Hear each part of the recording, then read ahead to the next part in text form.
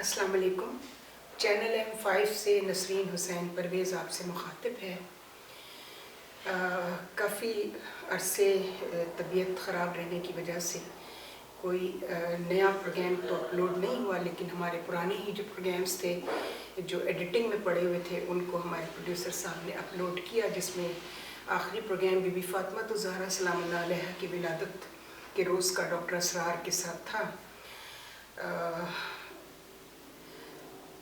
اس بیماری کے دنوں میں وہاں جانے کا بھی اتفاق ہو گیا جہاں کے قصے کہانیاں بہت سنی ہوئی تھی۔ پروردگار اس ملک میں کسی کو پرائیویٹ ہاسپٹل یعنی کہ ان قصائیوں کی دکانوں پہ کبھی نہ لے کر جائے، اور اس سے ریلیٹ کر کے جب میں گھر واپس آئی ہاسپٹل سے تو میں نے عمران خان صاحب آپ کی تقریر سنی۔ عوام کے ساتھ آپ مخاطب تھے، صحت کے بارے میں فرمایا کہ میں نے تو صحت کارڈ ایشو کر دیا ہے اور زمینیں بھی دے رہا ہوں لوگوں کو ہاسپٹل کے لیے۔ خان صاحب ذرا ہسپتالوں میں قصائیوں کی دکانوں پہ جا کے یہ تو دیکھ لیجئے کہ لاکھوں روپے روز کی انکم ہے ان کمرشل دکانوں کی۔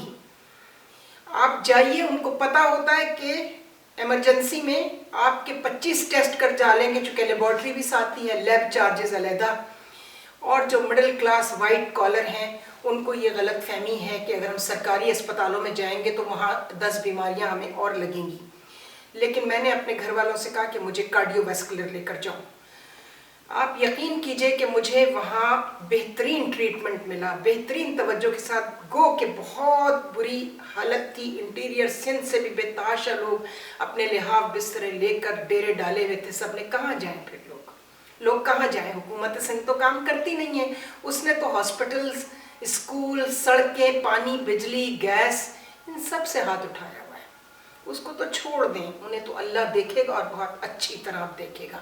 اگر آپ نے فرمایا ہے کہ آپ خطرہ بن جائیں گے، خان صاحب آپ تو 3 سال سے خود بذات خود ایک خطرہ ہیں اب اس ملک کے لیے۔ آپ کا وجود، آپ کی حکومت اس ملک کے میرے جیسے عوام کے لیے جو نہ تو دسترخوانوں پر بیٹھ سکتے ہیں جا کر، نہ آپ سے راشن کارڈ لے سکتے ہیں، نہ آپ سے صحت کارڈ لے سکتے ہیں، آپ میں اگر ہمت ہے نا ٹیکس وصولنے کی، بہت آپ کو شوق ہو رہا ہے ٹیکس، تو ذرا ان ہسپتالوں کے سرجنز، فزیشنز اور ان ہاسپٹلز کی انکم ڈیلی +20 لاکھ ہے، +20 لاکھ، 30-40 لاکھ تک بھی ہے۔ آپ کی ہمت ہے نا آپ میں، آپ حاکم ہیں اس ملک کے اور مرد بھی ہیں سنا ہے، تو ذرا لے کے دکھائیں، ان سب سے ٹیکس لے کے دکھائیں۔ میں نام لے کر کہتی ہوں، یہ لوگ اگر مجھے کورٹ لے کے جانا چاہتے ہیں لے کے جائیں، عدالت میں پوچھا جائے گا ان سے کہ یہ اپنا آڈٹ رپورٹ دیں، اپنا ٹیکس رسیدیں، ورنہ مریضوں کو میں ریکویسٹ کروں گی، پیشنٹس کو، کہ جتنا پیسہ یہ پرائیویٹ ہاسپٹلز لوگوں سے لوٹ رہے ہیں وہ رسید اپنے پاس رکھیں، ان سے رسید لیں، کنسلٹنٹ سے بھی، فزیشن سے بھی اور سرجن سے بھی، ہاسپٹل چارجز بھی لیں، لیب چارجز کے پیسے بھی لیں، اور وہ عدالت میں جمع کرائیں اور پوچھیں کہ یہ ہاسپٹلز کتنا ٹیکس دے رہے ہیں حکومت کو۔ یہ ہاسپٹلز تھوڑی ہیں، یہ صحت کے مراکز نہیں ہیں، یہ لوگوں کو مزید ذہنی اذیتیں اور ذہنی بیماریوں میں مبتلا کرنے کے ادارے بن چکے ہیں۔ اور میں تو آج بھی یہی کہتی ہوں اور ہمیشہ سے کہتی ہوں کہ کوئی ایماندار جرنیل آئے اور جوتا اتارے، سب سے پہلے تعلیم اور صحت، ان 2 جگہوں سے شروع کریں۔ تعلیم کے لیے آپ جائیں ہسپتالوں میں یا اسکولوں میں، یا آپ صحت کے لیے جائیں، ہر جگہ دکانیں کھلی ہوئی ہیں۔ ان دکانوں کو کون بند کرے گا؟ کون بند کرے گا ان دکانوں کو؟ آپ کی تقریروں سے کچھ نہیں ہوگا۔ اب آئیے خطرے کی طرف۔ شاید آپ کو نہیں معلوم، اب تو مجھے ترس آنے لگا ہے۔ بہت سارے لوگ ہی کہتے ہیں ہمیں اس آدمی پر اب ترس آتا ہے، اس کا تو کوئی دوست ہی نہیں ہے، نہ گھر میں اس کا کوئی دوست ہے، نہ باہر اس کا کوئی دوست ہے۔ اس کے دشمنوں کی تو اتنی بڑی تعداد جمع ہو چکی ہے کہ یہ تو خود اپنے لیے خطرہ بن چکا ہے۔ یہ کسی اور کے لیے کیا خطرہ بنے گا بیچارہ، یہ تو خود اپنے لیے خطرہ بن چکا ہے۔ تو میرا تو خیال یہ ہے کہ آپ یہ جو سو کالڈ قسم کے یہ پلانٹڈ ٹیلی فونز آپ 2-4 ریسیو کر لیتے ہیں، اور ایک فون کے جواب میں آدھے گھنٹے کی آپ کی تقریر ہوتی ہے، ایک ٹیلی فون کال کے جواب میں، لوگوں کو آپ کی تقریروں میں اب کوئی دلچسپی نہیں رہی ہے۔ کبھی آپ جغرافیہ کی کلاس لے رہے ہوتے ہیں، کبھی آپ اسلامی تاریخ کی کلاس لے رہے ہوتے ہیں، کبھی آپ لوگوں کو تعلیم کے بارے میں پڑھا رہے ہوتے ہیں، کبھی مذہب کے بارے میں پڑھا رہے ہوتے ہیں. آپ کیا سمجھتے ہیں؟ لوگ آپ کی لیکچر سننے کے لیے یہاں پر بیٹھی، آپ حاکم ہیں. اگر اتنا شوق ہے پروفیسری کا تو آپ کی یونیورسٹی موجود ہے، آپ جائیے وہاں پہ لیکچرز دیجیے، وہاں جا کے پڑھائیے. آپ کا کام یہ نہیں ہے جو آپ کر رہے ہیں.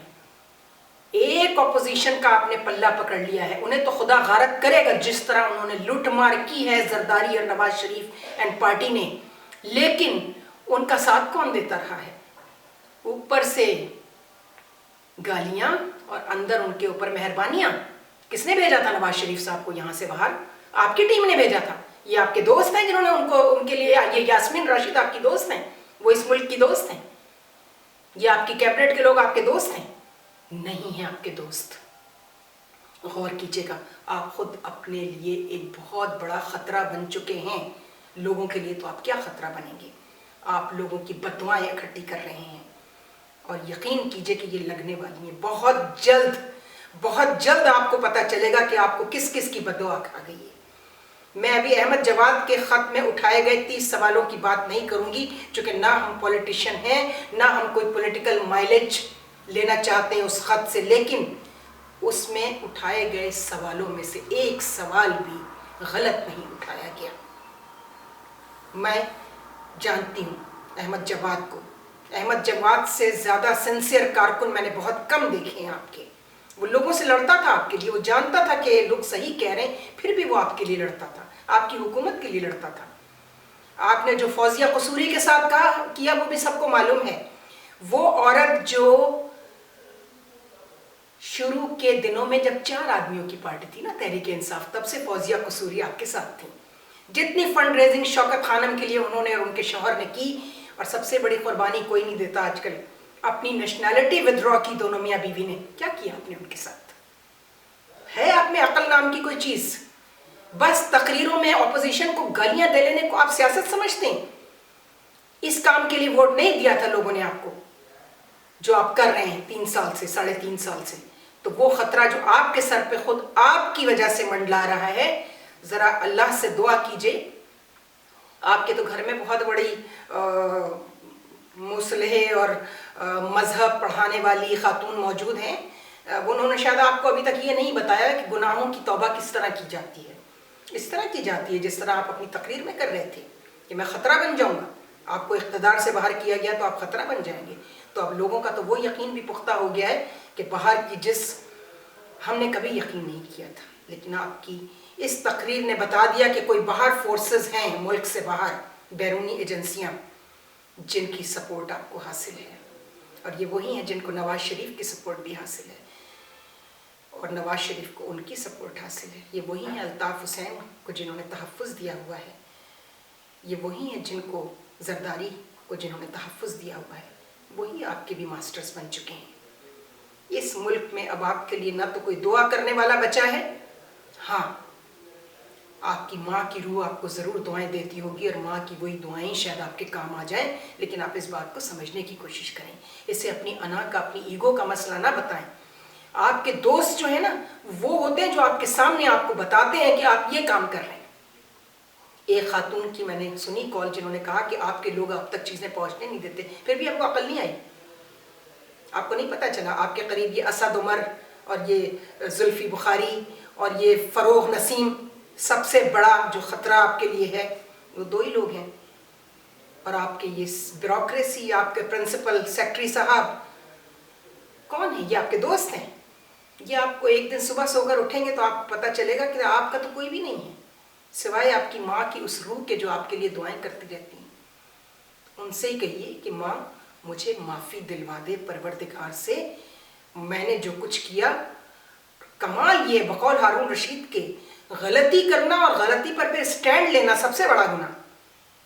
سوچیے آپ کیا کر رہے ہیں. وہ دن بہت نزدیک ہے. ٹھیک ہے، ان پولیٹیشنز سے اب لوگوں کو اور بیوروکریسی سے کوئی امید نہیں رہی. ملک کی معیشت کو جس طرح آپ نے تباہ کیا ہے، اس کے لیے ایک تھنک ٹینک کراچی کا ڈاکٹر شاہدہ وزارت کی سربراہی میں بہت جلد ایک ایسا کام کرنے والا ہے کہ لوگوں کی آنکھیں کھل جائیں گی. और लोग قبل اس کے کہ لوگ آپ کو پرائم منسٹر ہاؤس سے نکال کر ماریں، آپ خود سیدھے ہو جائیے۔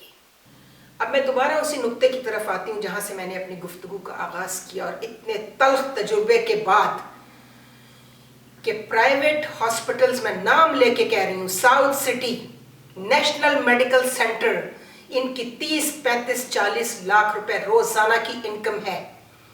یہ جائیں کورٹ کے اندر، سینکڑوں private hospitals, consultants, physicians, surgeons, ان کے آڈٹ کرائیے پہلے ایف آئی اے اور نیب میں ان کے نام دے کر کہیں کہ ان کے پہنچ جائیں ہاسپٹلز کے اندر، بیٹھیں اور چیک کریں کہ کتنے پیشنٹ آتے ہیں، کتنی فیس جمع ہوتی ہے، کتنے ہاسپٹل چارجز ہوتے ہیں، کتنی کنسلٹنٹ کی فیس ہوتی ہے، اور یہ ٹیکس کتنا دیتے ہیں حکومت کو۔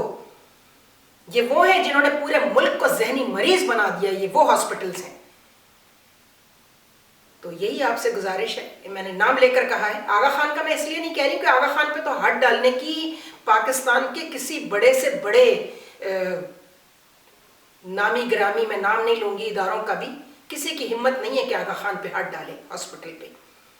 لوٹ مار کا اس وقت سب سے بڑا منبع نیشنل ہاسپٹل اور ساؤتھ سٹی ہیں۔ میں نام لے کے کہہ رہی ہوں، کرونا میں لوگ کہتے ہیں they minted lot of money in Corona's days۔ Ventilators کے کرائے، جو کچھ انہوں نے کیا، وہ ڈاکٹر شاہد مسعود صحیح کہتے ہیں، جو وینٹیلیٹرز باہر سے آئے وہ بیچ دیے گئے ہاسپٹلز کو، اور سرکاری پرانے وینٹیلیٹرز جو ہیں وہ آپ نے سرکاری اسپتالوں میں جو باہر سے آئے تھے وہ پرائیویٹ ہاسپٹلز کو بیچ دیے، اور باقی کے آپ نے سرکاری اسپتالوں میں پہنچا دیے۔ اس کا پتہ ہے آپ کو پتہ ہی کچھ نہیں ہے۔ نیند اڑی ہوئی ہے آپ کی، مہنگائی کی وجہ سے نہیں اڑی ہوئی، آپ کی نیند اس لیے اڑی ہوئی کہ آپ کو معلوم ہے کون سا خطرہ آپ کے سر پہ منڈلا رہا ہے۔ لیکن اللہ تعالیٰ سب کو ایک موقع ضرور دیتا ہے، اور یہ آپ کی ماں کی دعاؤں اور آپ کی ماں کے نام سے جو ہاسپٹل آپ نے بنایا، بہترین ہاسپٹل بنایا، بہترین لوگوں کو علاج کی سہولتیں ملی، فری بھی ملی، یہ شاید وہ کچھ نیکیاں اور کچھ دعائیں ہیں جو آپ کو بچا رہی ہیں۔ غور کیجیے گا اس بات پہ، یہ آپ کو اسد عمر نہیں بتائے گا، یہ آپ کو فروغ نسیم نہیں بتائے گا، یہ بات آپ کو آپ کے اعظم خان صاحب اور احمد نواز سکھیرا نہیں بتائیں گے۔ یہ گندی ڈی ایم جی مافیا جو بیٹھی ہوئی، جس سے آپ سارے حاکم اس ملک کے امپریس رہتے ہیں، جنہوں نے برباد کر دیا اس ملک کو، یہ نہیں بتائیں گے آپ کو، یہ بات میں بتا رہی ہوں۔ اس پہ غور کیجیے گا۔ خدا حافظ۔